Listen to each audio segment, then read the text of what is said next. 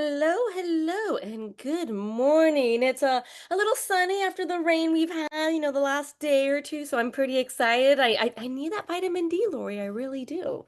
Well, if this is your first time joining us, hello, my name is Sadie Uribe, and I'm the media producer for the Los Angeles Regional SBDC. The SBDC is a national program with over 1,000 locations across the country, helping to stimulate economic growth through business advising and development. The LASBDC offers no-cost services through funding provided by the U.S. Small Business Administration, SBA, and from the California Office of the Small Business Advocate. It's your tax dollars at work. The Los Angeles Regional SBDC network operates 7 service locations throughout Los Angeles, Santa Barbara, and Ventura counties. Our services are also offered virtually. We are here to help. We empower small business owners by offering tailored solutions through personalized one-on-one business advising, cutting-edge workshops, and comprehensive programs, all provided at no cost. We are dedicating to supporting your entrepreneurial journey every step of the way. Lori, did you feel the passion behind that? I feel joyous today is the only way I can describe it. I'm telling you, it's the sunshine. It really is. I love feeling joyous. I think that is a wonderful thing. In fact, speaking of the rain, over the weekend it was pouring rain, and I took Vabu, my cat, in her stroller with her complete rain jacket on her stroller. I was completely covered up in mine, and we, for about 30 minutes, strolled down the road in pouring rain. Do you want to feel like a child again? Take your cat for a walk in the rain. That is complete joy. So that's my advice. Anybody have a cat out there? Take your cat for a walk in the rain, but make sure you have a good rain jacket for the stroller. How about that, Sadie? Was that wise advice for today? Yes, definitely. Like I said, you're my sage, Lori. I was like, numbers, life advice, you got it all. I got it all. Okay, guys, let's get started today. I'll just get a picture. Next week, I'll tell you what, I'll show you a picture of me and my cat in the rain. That way you'll see I'm not making that up. Okay, we have a great show as always. Got some announcements and some switch in the guests. So I'll tell you about that in 1 second. So first of all, my upcoming webinars. I got a whole lot going on. I had a ton of webinars I was doing in the first 2 weeks. So that's why I jam-packed everything up in the next 2 weeks. So all webinars are there, and Sadie will put that into the chat.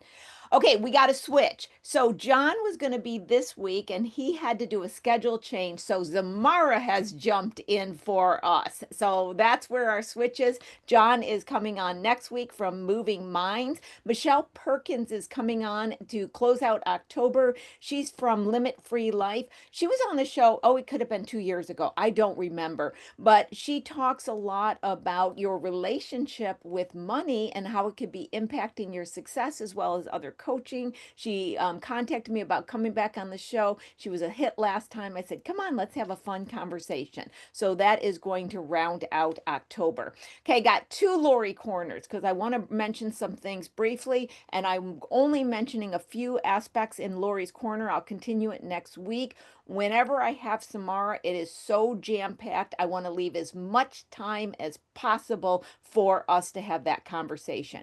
So the first thing I want to mention, okay, the EIDL loan had a deadline of October 8th, right? Everybody knows that, okay? I found out in an interesting way that they extended the deadline.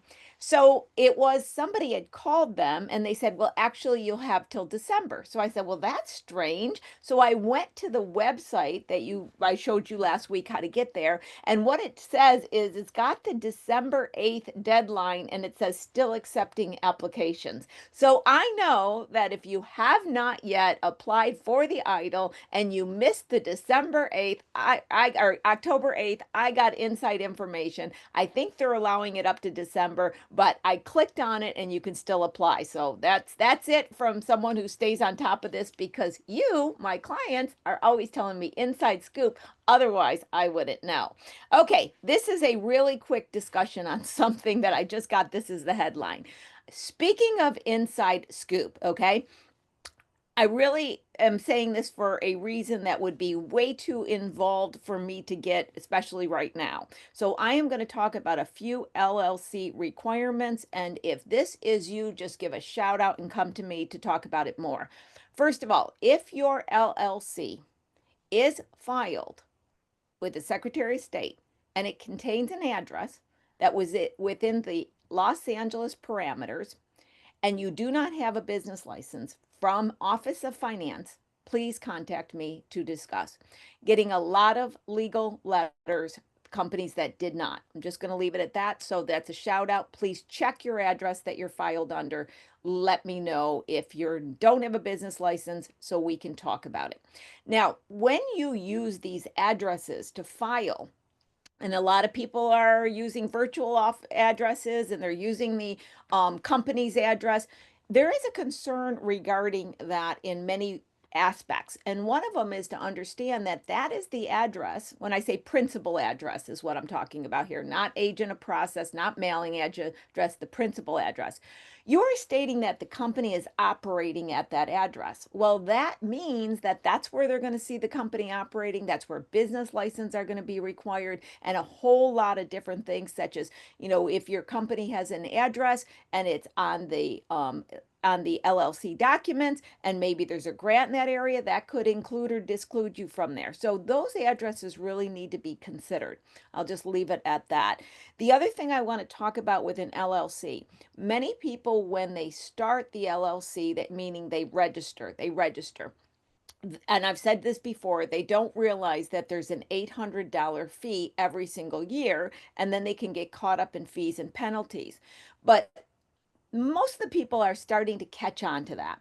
One of the things that people do not realize that when you register an LLC, you must, in the state of California, this is a California thing, you must file a tax return for that LLC every year, even if you've done nothing with it. You've got all zeros. You must file a zero report. If you do not file a tax return for that LLC every year it is in business till it's dissolved, you get a failure to file. So, guys, I'm getting a lot of legal letters from clients. I tell you that a lot. And so I'm just doing a shout out on some key elements here. Anybody that resonates with, you need to know more, get in touch with me. Sadie will make sure you know how. So with that, we are going to talk with Samara. Samara is one of my favorite guests that comes on the show. Samara Palma is the founder and CEO of Solve It HR, a boutique HR consultancy built specially for small businesses. With over 15 years of hands-on experience, Samara is a certified HR consultant who has worked across a wide range of industries, helping business owners navigate the complexities of compliance while boosting their profitability through their people productivity. Samara, I think you're going to have to update that. I bet you're over 15 years because I've been saying 15 years for 3 years. It's 18 years actually. So you are right. No, I do that all the time. I look at it and I look at it as like, I've been in business 20 years. I'm like, okay, Lori, I'm sorry, you're old. It's not been that number. You're like, and I'm starting to have to put it in so many years that, Samara, I know some of my clients are looking at my years in business and they're thinking, I'm not even that old. You're not old, Lori. You're wise. Oh, Wise. I Wise. thank you. I keep saying to myself, and I say this a lot, and I said it to a client yesterday. I said, you know what? We don't, as a human species, need more intelligence. We need more wisdom. We We need we do.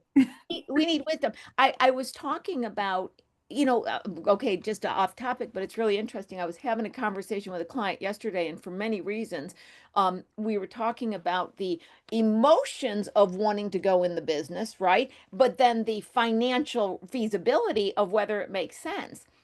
And he was saying, well, I look at the emotion, I look at this. He was going back and forth, and I said, do you know what the combining of the two is? And he goes, what? And I said, wisdom. Yes.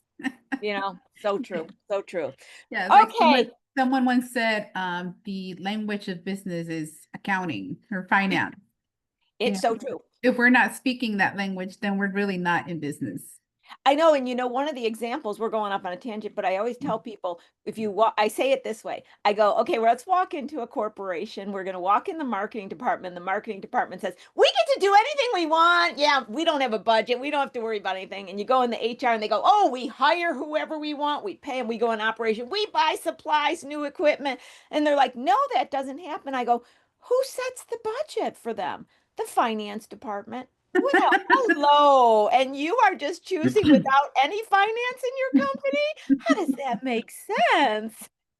It doesn't. It doesn't. Okay, so Samara, I can't imagine that no one knows you at this point, but I bet you there are some. So I want you to go over just a little bit of your background so they can see how grounded in your intelligence and wisdom you are. And then, Sadie, at the same time, please put in Samara's upcoming webinar. I'm combining them because I don't want to forget. So, Samara, tell us a little bit about yourself.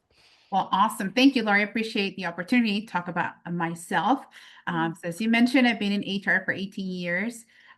Started my career in healthcare. First half of my career was hiring nurses, providing support to our directors, strategic planning, employee relations. And that really, when I say employee relations, that's really what like absorbed me into HR because as dealing with employee relations, you can deal with many, many different issues or aspects of everything employment. So once I was done with my career in healthcare, I moved and transitioned into the small business consulting world, working for a competitor of ADP, a payroll company that also provided HR support, safety, all back office, bookkeeping, accounting, you name it. And there really, I felt like a calling. I felt like I found my passion. I just really, truly felt, I really learned HR. Like I Yeah, joke around and I tell this to a lot of people that, a lot of times kind of like when you work in an industry, you tend to stay in that industry, sometimes even, for the remainder of your career. But when I transitioned to working with small businesses, it was like all industries. yeah, And so that really, I felt like that's when I learned HR. And that's really what broadened my yeah, horizons because we have so many rules for that are industry specific here in California, especially. And so I just really fell in love with the job. And what got me into going into my own consultancy was when I really got to see what small business owners, like day in the life of what they would go through, not only trying to keep their profits and, make sales, marketing, handling everything. But what would really like pull the strings of my heart would be when I would see claims come through that their employees were filing against them for a lot of times it was like compensation related, so we were dealing with labor commissioner claims, but sometimes it was lawsuits, yeah, lawsuits for discrimination, lawsuits for harassment, lawsuits for wrongful termination, all the things that you wouldn't see in the corporate world, all the things that like an HR department would prevent from happening in an yep, actual yep, corporation. And so when I really got to see that, I was just, I was like, well, how, like, no one has their back. Like, they don't know. Like, right, you right. know, so that really, I felt like that was really my calling, to go on my own and just really be that person that looked out for them, that said, hey, let's actually get your HR in order. Let's build an HR structure. Let's not just hire anyone Yeah, that's going to sue you. Let's figure out a strategy. Let's hire the best fit, and let's figure out a way to like keep your employees happy and make profits, right? Because that's essentially what you want as a business owner. You don't want to hire people, and then that's going to drain you trying to manage them, trying to like, make sure that they're doing what they're supposed to do. Like you want to make sure that you hire them and then everything runs like a well-oiled machine. So that's where I come in. I make sure that businesses do have those structures in place. They have the culture, they have their handbooks, they protect their business. And at the end of the day, they're providing a work environment that basically sustains, a good work environment for employees. And that essentially is what's going to bring in the profits, right? If they have yep, happy yep, employees, that's going to translate to happy customers and yep. repeat customers. And so, you're gonna make profits and also keep your profits, right? Because you're keeping employees from filing lawsuits if they're happy with your company. So I know So that's true, in a so true. nutshell. Yeah. That was a beautiful description. And you know what I related to in many different ways, at many different aspects. But you know how you spoke about once you got in the HR, you got exposed to all things. I remember having this conscious understanding. I think I was in my late 20s because everybody wanted me, people to stay within one lane. You work in this industry forever. But Mhm. I'm not scattered, but I have a brain that wants to learn more and I get bored so easily. Like I know people I was envious. I would say, I'm so envious of the cubicle person that can sit in the same cubicle the rest of their life, right? But I realized if I became a consultant, I wouldn't be branded as scattered. I could be scattered all over in different industries, but they would say, "Oh, I've been with my firm for 30 years. I'm, stable," right? So I had that same desire. Yeah, the same way. Like for Yeah. me, when I started my career, I was such a geek.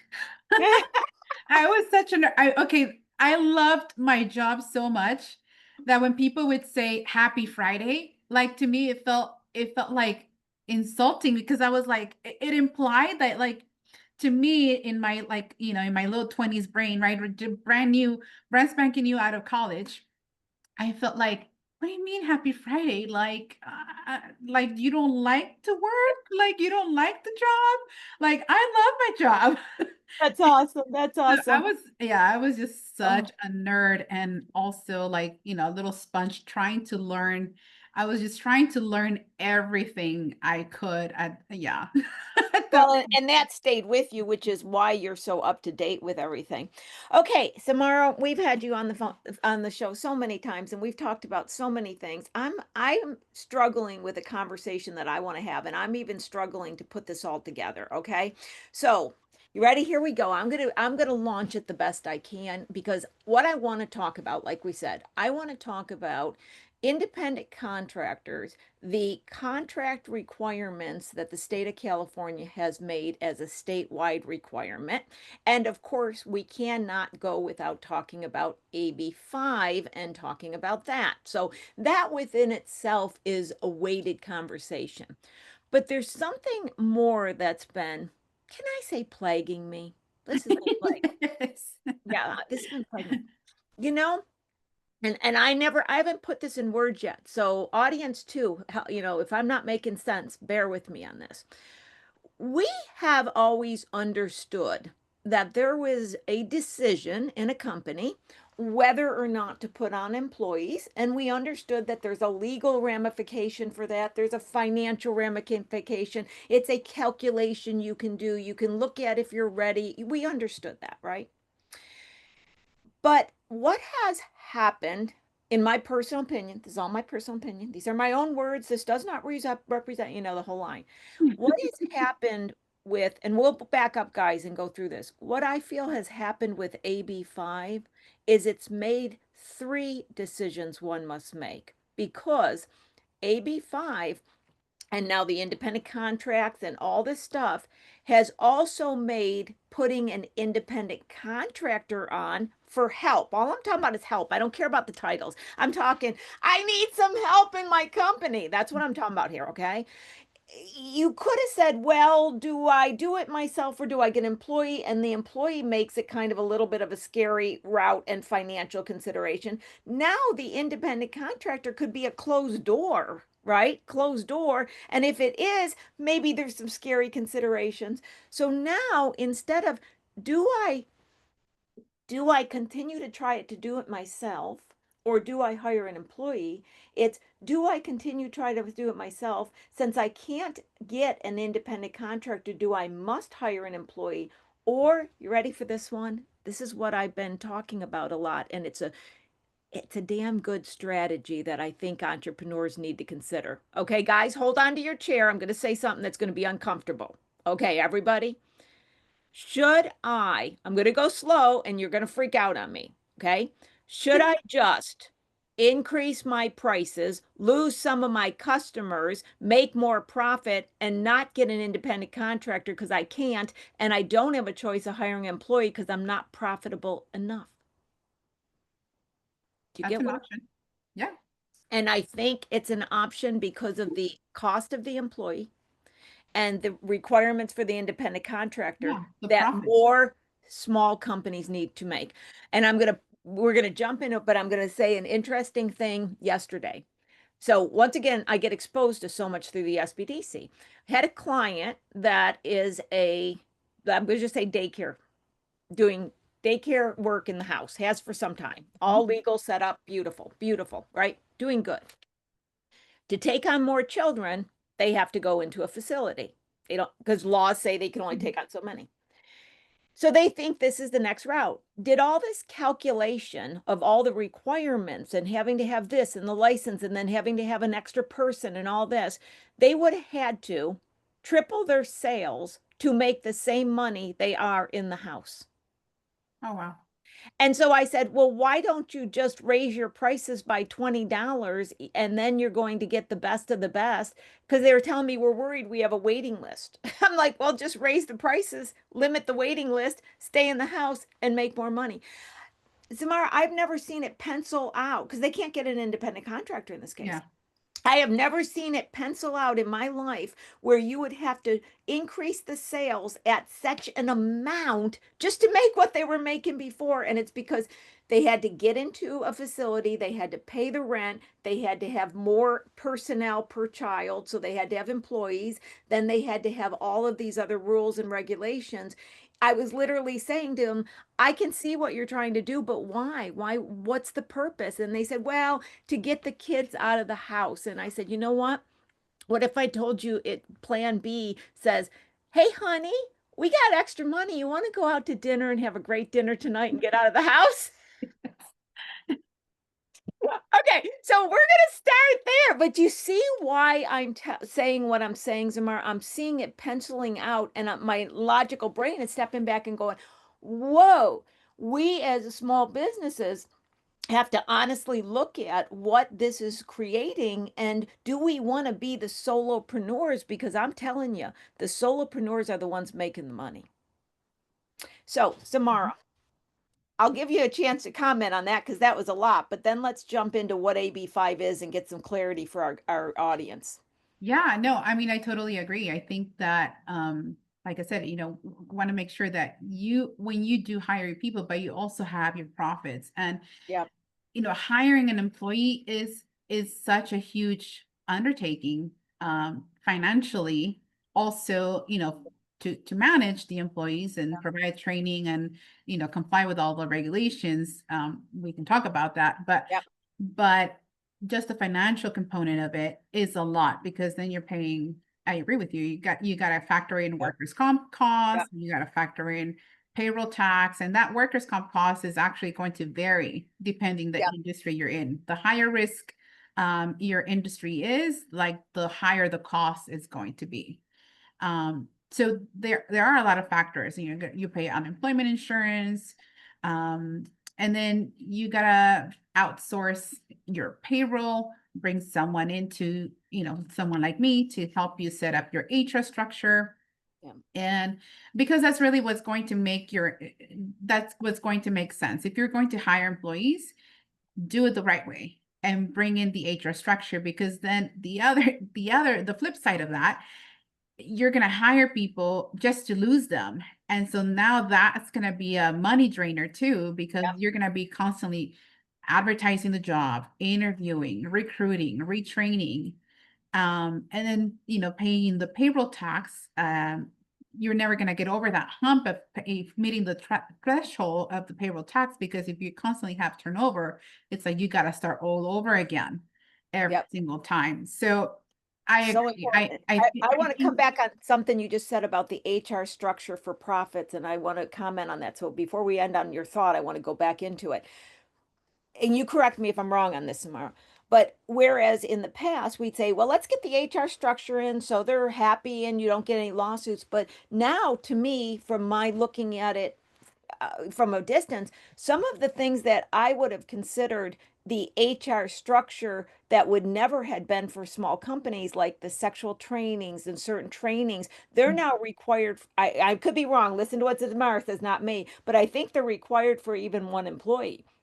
So you have more trainings that are required at that small level than you ever had. Maybe that one, but you know what I'm trying to Yeah. say, Samar. Correct me. Tell me Yeah, what. yeah. Generally, yeah, you're right. I mean, there are a lot of trainings that are required now, a lot of things that are required even at the one employee count. Yeah. So that's why I agree with you. Like, let's make it make sense if you're going to bring Yeah. someone on board as an employee, because it's not going to be just like, okay, I'm just going to pay them.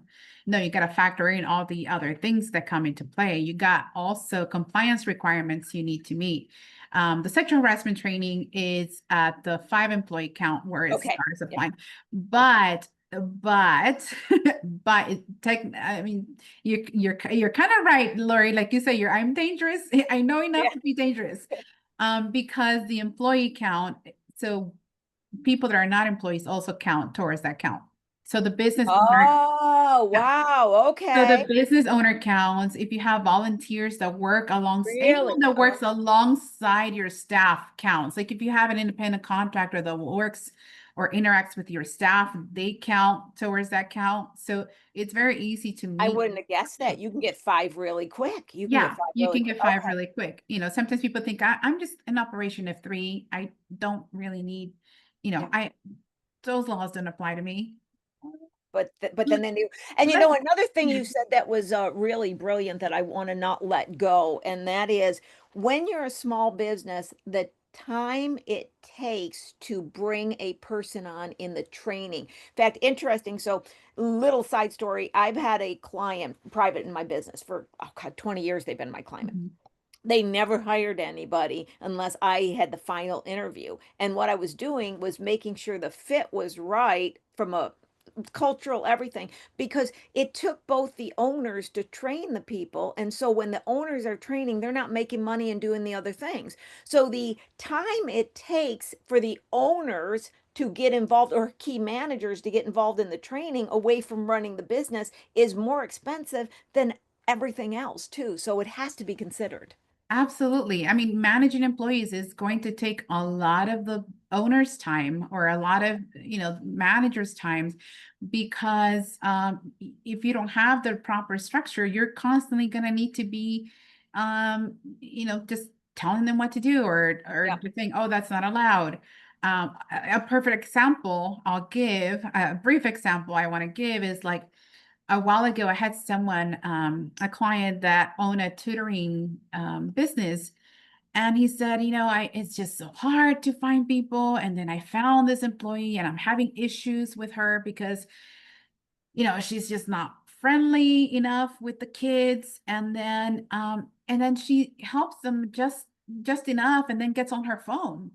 And I'm frustrated. I want to fire her now. I'm constantly having to tell her like what to do. And so, when we backtrack and I start asking the questions, well, tell me, show me your job ad. Okay, here's the job ad. Job ad doesn't say anything basically. It just says, hey, hiring a tutor to work for these days. This is the compensation. If you're interested, apply. But nowhere in there did it say like, hey, this person must have interpersonal skills and must be a people person. They must, all the requirements that were obviously important for him, for this Right. person to have. So then now he was spending a lot of time managing this employee because they were on their phone. They were like not interacting with the kids. Because you didn't have the HR structure in place to support it from the get-go. You didn't have a job. I this is my philosophy being an HR person for so long. But my philosophy is the job description is the most important document in the I entire agree with you. hiring process, Yeah. Yeah. because without one, it's like everything else just falls apart, which was the case in this situation. He didn't have a handbook that said you can't be on the phone either. He didn't have a policy. So Yeah. when you're missing all that structure, you're missing that. You're going to spend a lot of time managing people and getting them to do what you want them to do, instead of hiring them and then making sure, or just overseeing that your business is running like a well-oiled machine once you do have the processes in place. I fully agree. And it comes to expectations, what you expect from the person and what they expect from you. Another trick I did as a, as going in as a CFO turnaround, I've obviously having to deal with the whole mechanisms of the companies, and these were 20 to 60 million. When we hired someone, I put them in a room by themselves with each of the managers independently. And I told them, you have a conversation. I want nothing coming from this room repeated to me ever. I tell the potential prospect, which is already up to the point of being hired, you ask any question, and I tell the managers, you tell them the good, bad, and ugly of the company. You tell them the overtime, the things that piss you off. I want all our dirty laundry aired so they know what they're getting into. I don't want, and I in front of both of them, I would say to the prospect, none of the information shared is going to come back to me to make a decision on your hiring. Your decision's already been made in that. I want you now to decide if you really want to be here. Yeah, I and think it's that a made a great change. approach. Yeah, it did. Yeah. It made a change. And so, on the flip side, what I had noticed, especially doing turnarounds, stay with the turnaround. We had no money. I was coming in because they were already in financial problems. So getting bank loans were pretty impossible. But I found when you get the right team in a small company, if you have to have employees, you're a kind of company that has to, you need people to do things. You get the right team, you're unstoppable. I could see well-funded companies do nothing, and I see ones with lacking funds, but the people are all on board and working together. It's the human being. The human being and the spirit is incredible. But where we're going to go is not those companies like a restaurant, or yesterday I had a company with a company that's more in a machine shop arena, and they have employees, and I could tell that these employees and the company's on sync because it was showing up in the profits. I mean, those are beautiful type of arrangements. But here we got the person who is maybe just getting so many customers that they're needing to put somebody on to grow. Not that they're like a restaurant, they can't even start without somebody. You know the Mm, difference in yeah. the two, right? So let's first start with AB5, because like we were talking before the show, Samara, I find that although there is some enforcement of it starting, there's no communication that I've seen. You correct me on this, but there's no communication I'm seeing from the city or the state that's really educating employees on AB5. I might see them educating employees on an HR law, but I don't see them educating. I don't see the news talking about it. So unless people are aware of it, they still don't know what AB5 is, or they think it's referring to Uber and has nothing to do with them. So Yeah. let's start right there, okay? Let's break it down. Let's break it down. Yep. Yep. So So this go. law, Assembly Bill 5, is like one of our favorites. But this law came into effect like beginning of 2020. And it actually was all over the news and all over the Yep. radio, all over the newspapers, because it really changed the way that independent contractors get classified. It almost made it impossible for people to be classified as an independent contractor. And the law assumes that all workers are employees unless you can prove the ABC test that got implemented by AB5. So the ABC test is essentially looking at the exertion of control over the worker, making sure that an employer, it doesn't have that control over how the work is being performed. B is that they must be outside the scope or outside the line of the business, right? Outside of whatever the business scope is. And then C is that they have to be in an established business themselves or an established occupation. If all those criteria are met, then you And can likely, and I say likely okay, because we also likely. have the Yeah. Borrello test to meet, Yeah. likely can be an independent contractor. So it really made it impossible. And as you know, where most people fail to meet is the providing the services outside the scope of the business or outside the line of the same business. That's really where, the independent contractor classification dies most of the time. It does. Um, Yeah, and it does.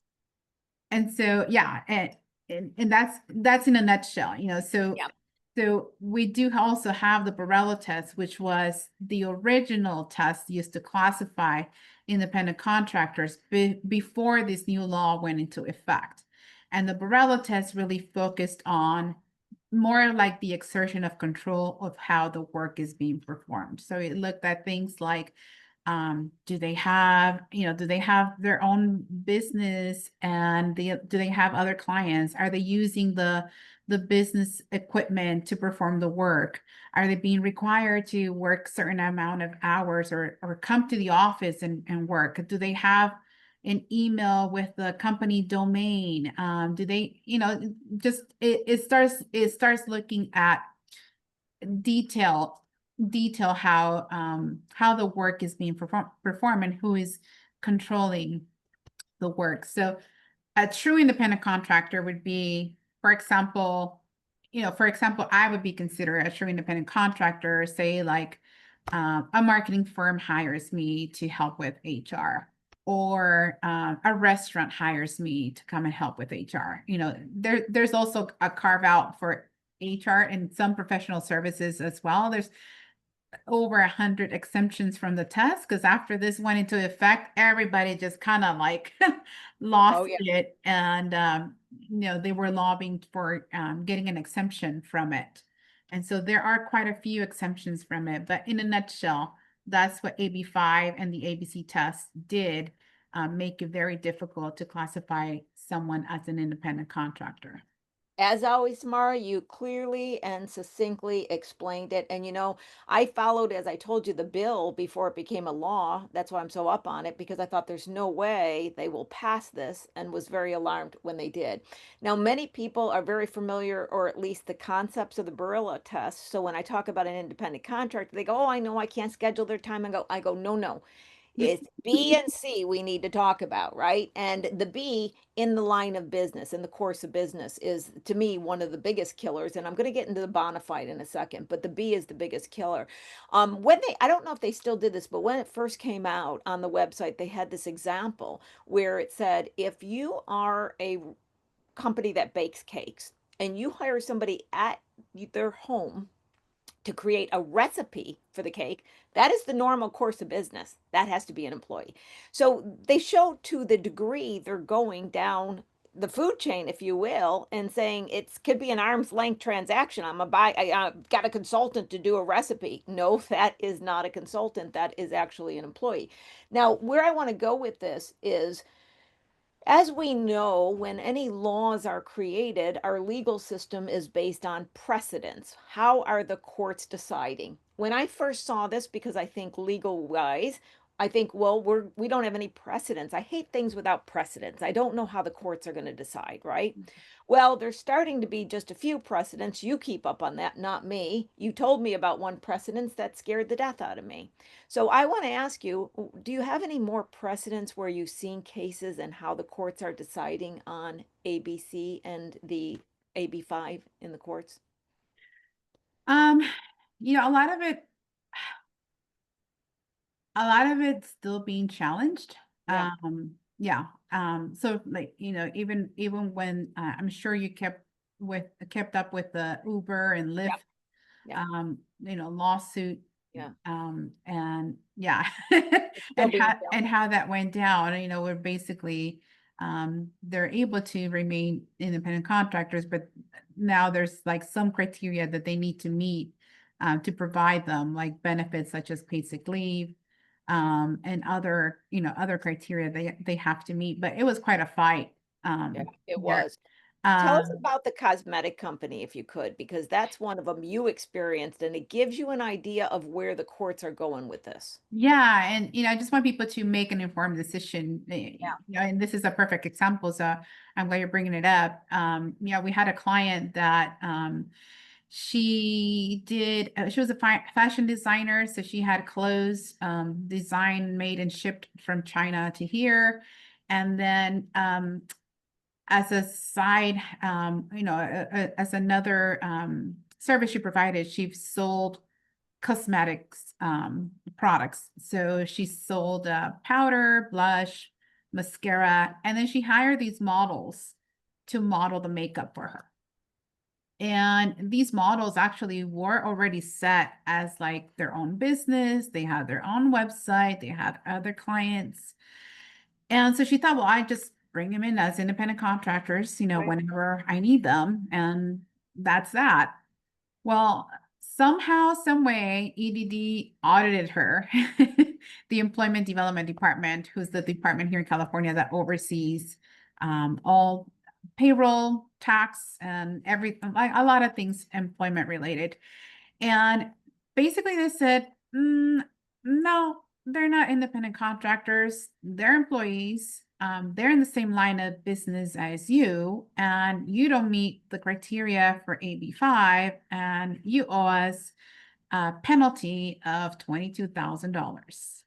I still don't understand that. I don't get the reasoning. I would have, if you would have told me, I would have said, yeah, they're in the business of modeling. They're in the business of cosmetics. It's no different than somebody being in the business of marketing, which I know does have a carve out already.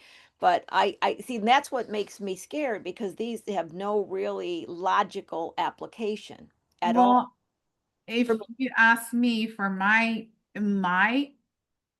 I Yeah. say I Please. was going to say unbiased, Yeah. my biased opinion. Yeah. That was my biased opinion. Give me your whatever you want to call it.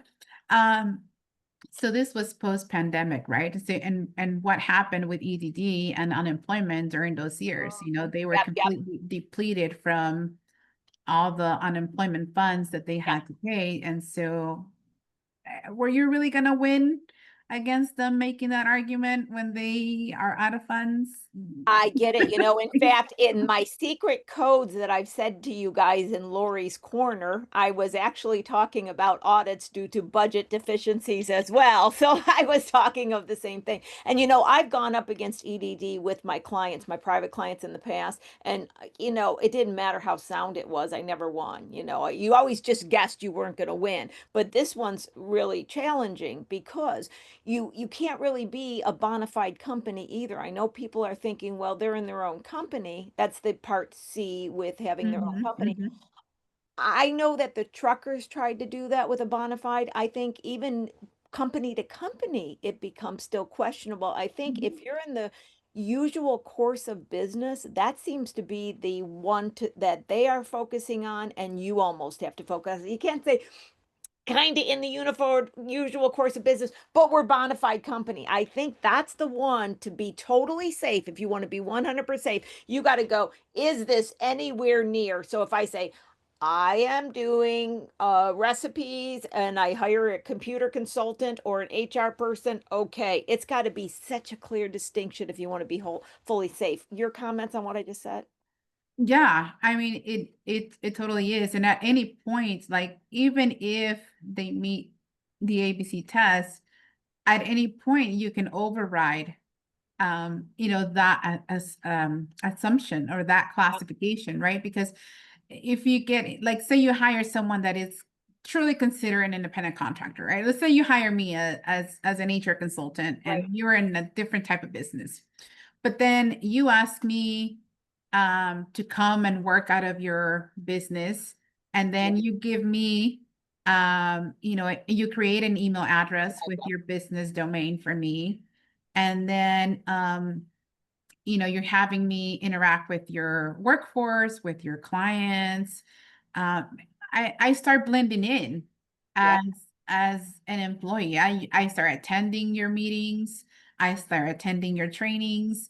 And so now I'm looking more of like I am an integral part of your business, instead of I'm just, they're in and out for a project. You hired me to come and do an assessment or do an audit, and I am out as soon as I'm done.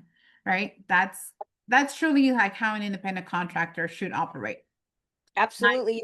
I had a conversation with a consultant yesterday, or last week or something. They're a sales consultant, perfectly fine, getting hired by all different companies. But as I was talking to her about growing her business, I got a red flag and chatted with her about it because she said, I got a new client. Yeah. And it was a little hard this week because they were setting me up with the technology to attend their weekly meetings. And I, whoa, whoa, whoa, whoa, whoa, stop, stop, stop, whoa, whoa. And I said to her, I go, you've got to be careful because now they want you to use their technology, use their email for this short-term project. You are not acting like an independent contractor. You've got to be very careful here. And so it's easy that companies go, okay, here's our certain system, come in it. And they wouldn't if they just had a computer person, but if they have somebody come in, they do that and they can cross it really Yeah. quick. You're Yeah. correct, And that's regardless if they have a contract or not, because right? they're going to look at the de facto Yep. setting, right? So what's been the practice, although, what now we can, maybe this would be a good segue to talk about the contract. It But will, but although it was, now, I was going there, but right before we do, can I ask you one quick question to finish on sure. the AB5? Are staffing agencies still safe? Can I hire through a staffing agency? Of course, there's not staffing agencies for everything. I'm not saying I'm getting good employees, but from an AB5, can I at least go and get a staffing agency to give me somebody for Friday if I need a temporary person and be safe? Yes. Okay, I thought so. Okay, that's Yes, an answer. yes, yes. Okay, so I got through. Phew, I got through the AB5. I just want somebody to come in and fix my computer or something. So I just say, "Hey, come in. We agree on a price and everything's good, right? Isn't that the way it works?" Yeah. Yeah. Okay, tell Yeah. us why that's not that way it works anymore. Not Um, anymore, Lori. Okay, Yeah, Samara. so as of beginning of this year, there was a new law that went into well, that passed last year, but went into effect this year. Now, if you're going to hire an independent contractor, you have to have a written agreement with that independent contractor for the scope of work they're going to perform. There's certain things that have to be met, but the most important thing is you have to have the scope of work and the rate that they are charging you um, for the services that they are performing. And ideally, you have to allow them to negotiate the rates, right? Because if you don't allow them to negotiate the rates, then you are in control, right? We fall into Prove that that. strong Okay. A, so you have to allow them to negotiate the rates Okay. because otherwise, if you say, hey, I'm going to hire you to come and do XYZ and I'm going to pay you this amount, then you are the one in control. So you have to allow them to negotiate the rates. You also have to include like the address and as best practice, also include how long they're going to be performing the work. The compensation for the services they provide cannot be more than 30 days from the completion of when they complete the work. Yep. So either the date is set as a different date on the contract, but it cannot go beyond 30 days from the date when they complete the work. Now, so far, I'm good with this because I think that's good practices for a company to have this kind of contract in play. So Yeah, so they should. far, I'm okay with this, but we're not done yet on the rules, are we? They should. I mean, this has been always best practice to Yeah, have. it is. If you're in business, you want to have a Yeah. contract I, for I fully agree. I don't otherwise. think that I'm not, because it's who I am. I'm not into the government telling me I have to have that, but so far I'm okay. But isn't there something about payment on there? I kind of remember something payment that I'm like, I don't know if that needs to be a government rule and payment terms. The payment terms. Yeah. So yeah, so one, they have to be allowed to negotiate, and then the 30 days. 30 Not days. See, there. see, I mean, I think it's great to pay in 30 days. It's wonderful. It's great. But to me, the risk that an independent contractor has and the person hiring them is always get good clients that pay and make sure you've checked them, make sure you get deposits to cover you and all that. So how far is it like, I know what I want to ask. I'm going to ask it this way. Can I go to the state for collections if I feel like I didn't get paid fairly and use the state's resources? That's, you get what I'm saying, Samara? Yes. Because there's so many conflicts between independent contractors and companies, okay? You didn't pay in 30 days, maybe because you didn't do your job, maybe you should have, maybe you agreed for. So if now I can go to the state and get the state after the business for not paying my contract, it takes it to me outside an independent contractor company relationship. Everything else you said, I'm good with. That one I kind of question, but maybe I'm wrong in the intent of the contract. So I will You're pass that. not ever wrong, Lori. Yeah, why I'm If saying I it, ever need to know anything, I am coming to you first, and it doesn't matter if it's finance related or not. Like you know too much. you know But too much. you know too much. But yeah, now, so part of what the law did and why this law went into effect is that since the pandemic, we saw a rise in freelancing, independent contractors, people that are doing their own gig. And a lot of people were, sort of ripped off and weren't being paid. Right. And so this was kind of made its way up to, our lovely administration, governors, and they passed this law. But in addition to having the written contract, it also creates protections for the independent contractor. So now they can actually file a claim with the labor commissioner to go after the monies or the compensation that they are owed. Um, I think that's a slippery slope. I do. I think, you know what I think we get too far. My opinion only, guys, you can beat me up for this. I'm fine with that. I think we have to have discernment and good judgment. And the more we rely on government for our discernment and judgment, the more we make it difficult and expensive to do business. So I am not for people should get paid. I agree with that, right? But we got lawsuits, we got this. But I think what we do is we make good decisions. We make sure we ask for a deposit. We make sure we ask for clarity on both sides. So feeling like you can go to the government for your collection agency seems scary to me. Samara, am I being extreme? you're not being extreme, and I'm about to scare you even more. Oh no. Okay, go ahead. Go ahead. Um, so years back, I think this was around 2022, there was actually, I mean, it's been like a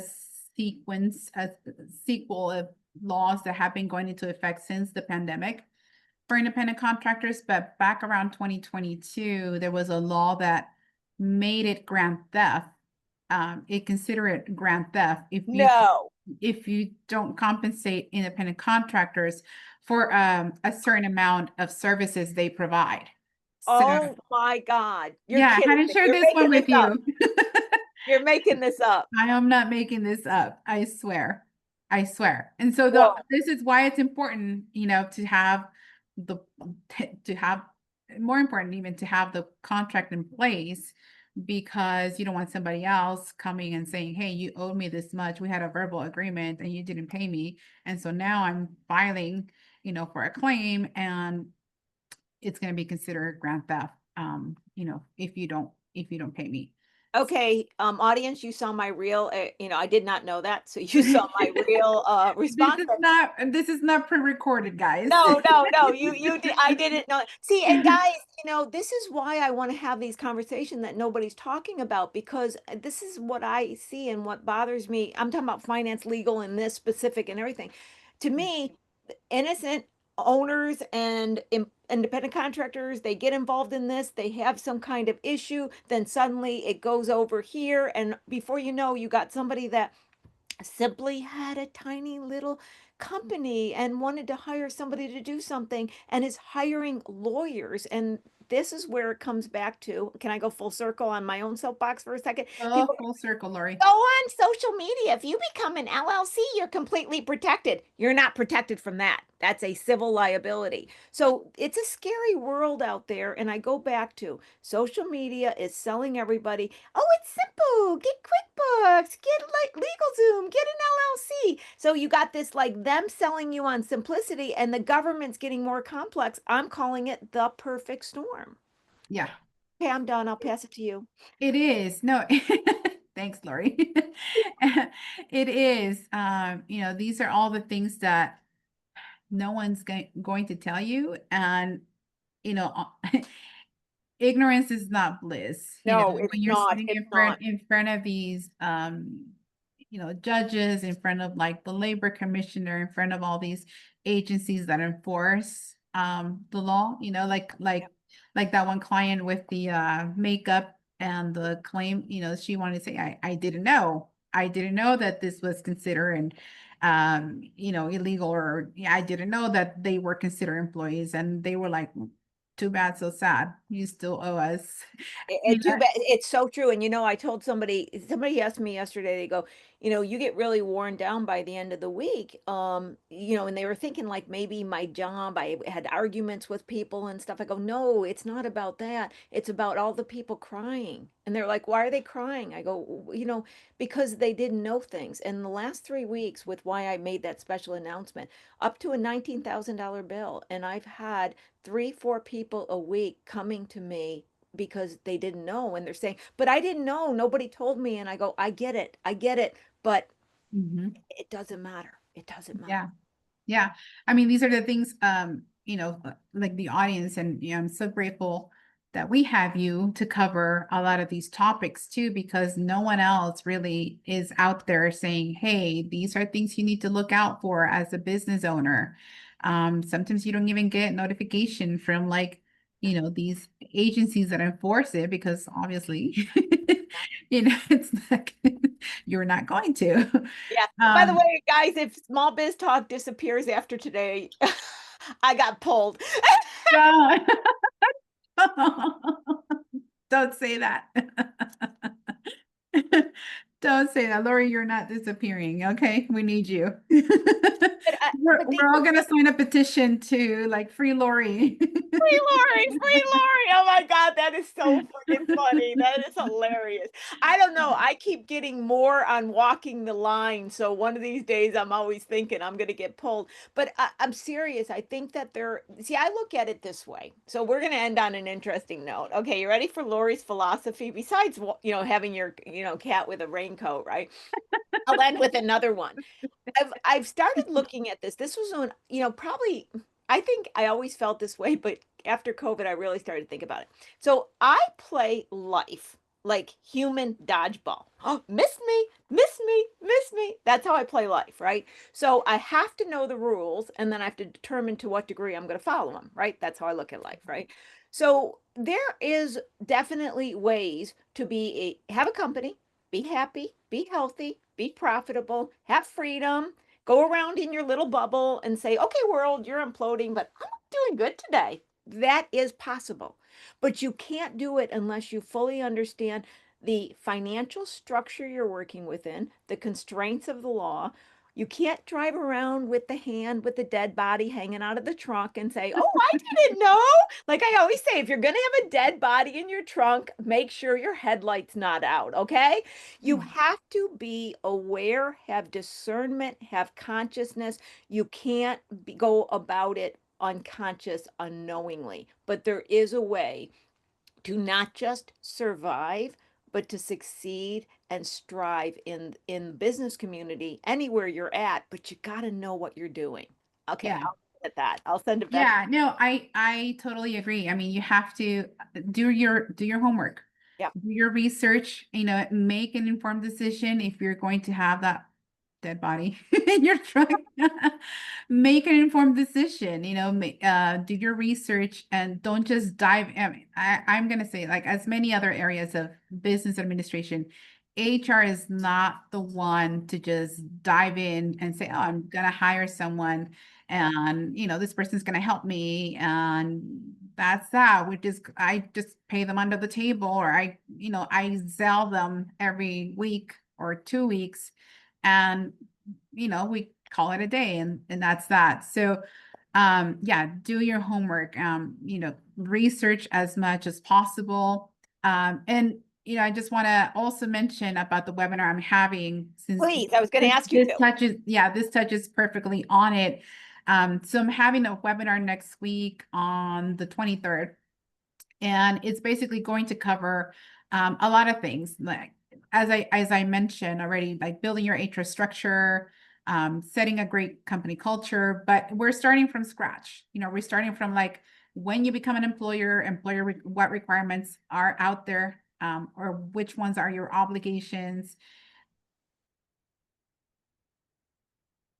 Absolutely. and then we're diving into, like, fully hiring employees, and how to set and support the HR foundation, as well as leadership and just everything workplace, everything you'll need to know before you hire employees. So I highly encourage you, if you are someone that's going to be hiring people, or you already have a team and you kind of didn't get started with the HR structure, I highly encourage you to join the webinar. You'll walk away with so much knowledge that not even a college degree could probably teach you. I agree with it. And Samara, I want to add on to that too, because I didn't mention this. I was so excited about our conversation, I jumped into it. Samara is an advisor at the Pasadena SBDC. You can meet with her for no cost, one-on-one consulting. Her information's there. Annie may be there. If not, you get in touch with Annie at the Pasadena SBDC. Samara's a gem. We don't have another SBDC advisor anywhere close to where you are. I was so happy I was happy when you came on board, and I thought, oh, another HR person that doesn't know what they're talking about. Then I had a conversation with you and went, whoa, we got ourselves one here, man. We got ourselves a golden key here. Lori, that's my sentiment a lot of times too. And unfortunately, when I talk to other HR people, I'm like, Yeah. Yeah. HR is so vast, and it's not like one way you can do everything. There's so many different ways you can do things. But a lot of times I will just say a lot of times, people need the exposure and the experience, the knowledge, and just it's a lot of times it's not out there, Yeah. and this is why HR gets such a bad rep sometimes, like people say HR, they just like want to roll their eyes. Oh, here comes another HR lady. Yeah. Well, and I think what I was just going to actually comment on that, I know I'm going over a little bit, but I want to make this comment too, is that in the past, especially for a small company, when you thought HR, you think, oh yeah, that's a big company thing. But the way it is, it's kind of turned upside down. Small companies think, oh, I need to get about marketing. I got to find out social media. No, get your butt to somebody in finance and get your butt to somebody in HR first, and then go to the others, because that's the ones that are going to make or break you. Hey, you like that? HR and I like finance will that. make or break you. We got a bumper Thank sticker you. going on. I love that. I think it's so true. Yeah. It's so true. Like, to run a business, eventually you're gonna need a team, right? If you want to grow. If you want to grow. If you want to stay the same, then by all means do that. But if you want to grow, you're going to need a team. You're gonna need to hire people. And so it's not something that should be taken lightly. There's a lot of, not only the financial aspect of it, but a lot of obligations as an employer. It's a huge step to take. So if you are thinking about that, feel free to reach out as well if you want to book a consultation with me here through the SBDC. Just feel free to reach out, and I'd be happy to walk you through some of those things that you need to look out for. Like I say, you're safe with Samara. I actually told the client the other day, I said, they said, oh, I met with Samara. I go, you're safe with Samara. Thank you. You're Thank you. safe with Samara, and that's an important thing to know. Oh my God, Sadie, I ran over. I totally ran over, as always. Well, I mean, it's what happens when you guys get in the zone. Like, that's the thing. It's like magic in the show, right? Where you're just like, it's not lectures, it's not anything. It's just a conversation. Like, we're just all chilling and we learn lots of new stuff. Yep. And you know what? There was so much in the chat, guys. I know some of you may have had questions. There was too much going on today. I couldn't even get to them. So I know Tara's got questions. Get in front of Samara. She'll answer them. If you have any questions about what I said, please contact me. Sadie's got the information on how to get in touch with me. I'm through the SBDC as well, many locations, so you can meet with me independent of where you are. And I'm going to end with this one. Welcome and thank you for watching Small Biz Talk, where we have the conversations nobody else is having, whether we should or should not. We talk about it to keep you in the know and safe. Hey, how did you like that, Sadie? I love it. Like I said, we keep it real here. That's what we do. Tamara, any last words you'd like to give? Yeah, no, I mean, I don't think I can top that. I don't think I can top that, along with finance and HR will be like what can make or break your business. So yeah, that was good. I really like that. I think I saw somebody said t-shirt. I think we need a t-shirt. Yes. Okay. I love having you on. I have you on so many times. We're going to have you on again, because usually we have a full book show and people are going to show up next week going, where's and go, oh, you missed it. So we're going to have you fully back on. Yeah, Okay. I'd be happy to come back and then talk about the new laws that are going to go into effect You're going to in scare me again. 2026. Oh, we're gonna, Um, okay, I'm gonna send you a calendar. We need to have a private meeting to talk about some things. We got to get you back on. Scare me again. We need to know yeah, we need to know the new laws. That's for sure. Okay. we should have, see, we should have, it's like Halloween theme. We should have a scary chat. Yes, let's do, okay, yeah, we'll get you on one of the Horror Halloween stories, theme. horror stories. Okay, guys, thank you for my frequent flyers. Everybody in the chat, love the conversations you have, for being here every week. Thank you so much. Thank you to the people who just saw the show. I'm sure you're going to want to tune in now again after this one. So thank you for watching Small Biz Talk with your host, Lori Williams. Thank you again, Samara, and I'll see everybody next week. Sadie's going to stay here. I'm pointing to Sadie because she's down there on my screen. She's keeping this live so you can get all the links. You can get Samara's information, my information. She's staying with you for a bit. So if you want to get in touch with any of us or know information, stay with Sadie. She's there. You're in good hands. I got to get out of here. Bye, everybody. Bye, Samara. Bye, Bye, everyone. everyone.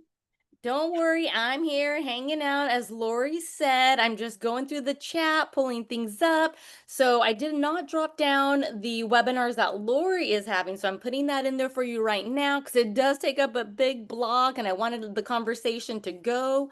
So just scroll, click, sign up, do all the things that you need to do. I'm going to let this going. I'm going to put myself on mute, but don't worry. You have plenty of time to just click. And just like I said, just click and launch the URLs and let me know if you need anything, okay? Because I know sometimes people need particular things. So I've been putting in to watch the past shows because you might want to see this on replay. Maybe you want Xiomara's information. It's there. So let me know of what you need, okay? I'm putting myself on mute, folks, but don't worry, I am here.